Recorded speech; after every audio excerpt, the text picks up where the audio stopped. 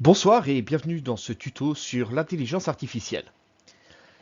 Alors, cette intelligence artificielle, avant de vouloir savoir qu'est-ce que ça peut provoquer dans le monde ou quoi que ce soit, il va déjà falloir se poser la première question, qu'est-ce que c'est? Hein, maintenant, vous commencez à avoir l'habitude.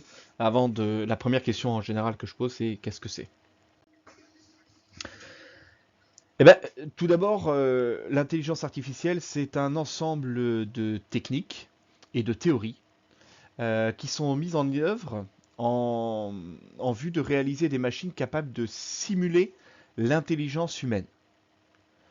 Donc c'est l'ensemble de concepts, de technologies euh, qui exploitent les ordinateurs et les machines pour imiter les fonctions de résolution de problèmes et de prise de décision du cerveau humain.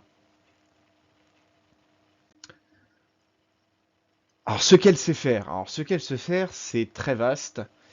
Sachant que probablement dans un an, bah, cette vidéo ne sera plus à jour, puisqu'à l'heure où je parle, bah, l'intelligence artificielle évolue très rapidement. Elle sait faire de la reconnaissance vocale. Elle sait apprendre de nouvelles données, éventuellement de nouveaux raisonnements. Elle sait planifier. Elle sait aussi raisonner. Alors, raisonner, non pas par elle-même, mais suivant des schémas préétablis qui lui auront été proposés. Alors, maintenant qu'on a vu ce que c'était, alors bien entendu, c'est assez succinct hein, comme vidéo, donc je ne vais pas rentrer dans le détail de l'intelligence artificielle, d'où elle provient, les avancées technologiques, etc. Je vais plutôt l'appliquer à nous, dans notre vie du quotidien. Qu'est-ce qu'on peut en faire? Alors, j'ai pris comme exemple Bing, parce que j'ai trouvé intéressant ce moteur de recherche qui, de manière native, a inclus une intelligence artificielle. Alors, cette intelligence artificielle, elle va être capable de prendre des données, l'ensemble des données qu'on a sur nos moteurs de recherche habituels, hein. Alors, vous pouvez peut-être utiliser Google comme plus de 95, enfin à peu près 95% des recherches qui sont faites au travers du monde, mais euh, donc elle va prendre tous ces éléments et elle va être capable de reprendre toutes les données qu'elle va retrouver sur les différents sites internet et créer une réponse en langage naturel à une question qui lui aurait été posée en langage naturel. Alors j'ai pris quelques exemples. Le premier exemple, c'est j'ai un litige avec un voisin concernant sa haie qui empiète d'1 mètre sur mon terrain. Quelles sont les règles de droit sur le sujet? Que dois-je faire pour lui faire tailler sa haie? Donc voilà le type de réponse que Bing m'a proposé. Donc en reprenant les éléments du Code civil, donc en reprenant l'article 671 du Code civil, pour les haies d'une hauteur supérieure à 2 mètres doivent être plantées à plus de 2 mètres de la propriété voisine.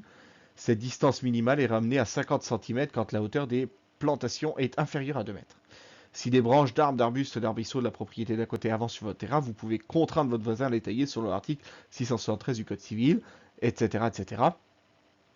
Et donc après, en disant, bah, il est possible de faire un courrier. Si toutefois il n'y a pas de courrier, bah, il y a la médiation et puis l'action en justice. Est-ce que ça répond à votre question? Avez-vous besoin de plus d'informations sur les recours possibles en cas de refus de votre voisin?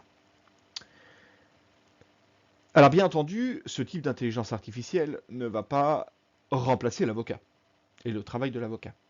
Toutefois, ça va nous donner à nous, on va dire néophytes sur cette matière-là, la possibilité d'avoir des éléments sans avoir besoin de reprendre 15 forums différents, etc.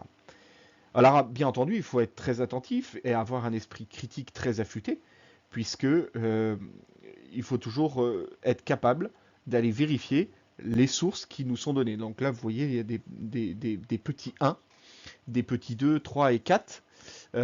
Donc, ce sont des éléments qui permettent, voilà, ici, là. Donc, ce sont les sources qu'a eu Bing pour créer la réponse qu'il nous a donnée.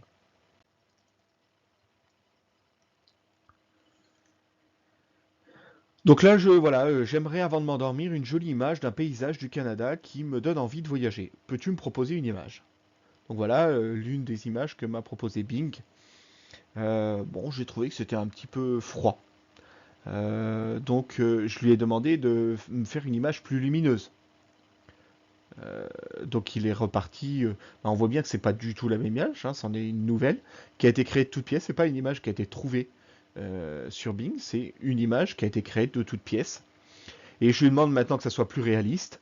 Et là, effectivement, on commence à avoir quelque chose qui est abouti. Et si après je lui demandais que ça soit à l'automne, et bien voilà comment il a imaginé ce paysage. Alors on voit quand même des ressemblances entre toutes ces images, mais on voit aussi que c'est pas la même image qu'il a un peu modifiée, c'est vraiment une nouvelle image que cette intelligence artificielle a créée. Donc voilà, moi je vous engage à être curieux sur ce sujet-là et à aller vous intéresser à l'intelligence artificielle et vous intéresser à ce que ça va pouvoir vous apporter, vous, dans votre quotidien, lors de vos recherches. Euh, et puis, bah, peut-être que vous continuerez de chercher de manière traditionnelle et après vous vérifierez les conclusions que vous avez trouvées de vos recherches au travers de cette intelligence artificielle ou l'inverse, commencer avec l'intelligence artificielle et vérifier avec une recherche plus traditionnelle comme vous faisiez auparavant. Moi, je sais que dès lors où je fais du codage, je code un peu sur Visual Basic.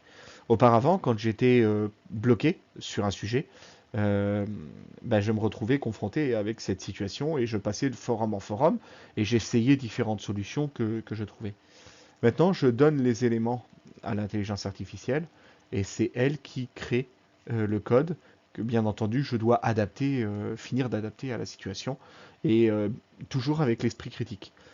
Ben, finalement, ça m'apprend quoi? Ça m'apprend que de toute façon, Internet est un outil puissant. C'est un outil qui me permet d'avoir de la donnée en grand nombre, que cette donnée peut être gérée par une intelligence artificielle.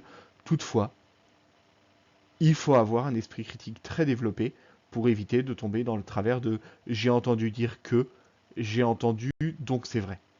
Voilà, je vous engage à vous abonner à ma chaîne YouTube et puis à très bientôt. Passez une bonne journée. Au revoir.